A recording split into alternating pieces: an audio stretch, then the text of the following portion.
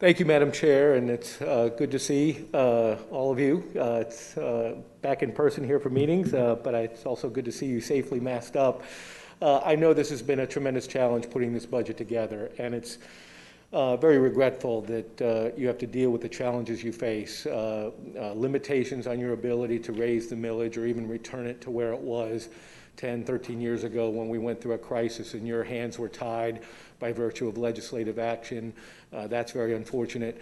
$15 billion in funds that have been allocated to the state of Florida for education that have not been dispersed to you all would give you far more leeway and options and enable you to have an even more robust budget. And then, of course, dealing with exactly how you're going to implement that budget this coming year with regard to keeping our students and our teachers and our staff people safe. And I know that there have been some threats recently from the governor to withhold funding from you all, which certainly impacts your budget potentially, to withhold funding if you go forward with the mask mandate that you unanimously passed recently. I'm here to tell you that legally the governor has absolutely no authority to make that threat. Florida law provides that agencies who do rulemaking cannot put a penalty in the rule. Only the state legislature can do that. The executive order, it's important to remember, and I think you all know this and understand this, but I just remind you that it doesn't mandate or prohibit anything other than telling the DOE and the DOH to engage in rulemaking. That's a laborious process. That will take months. They cannot do emergency rulemaking.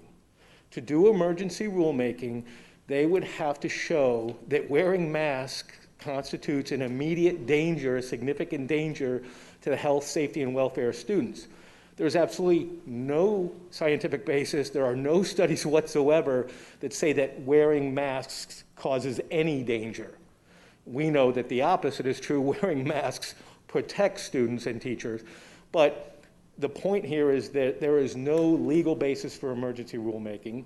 There is no legal basis for the governor to withhold any funding.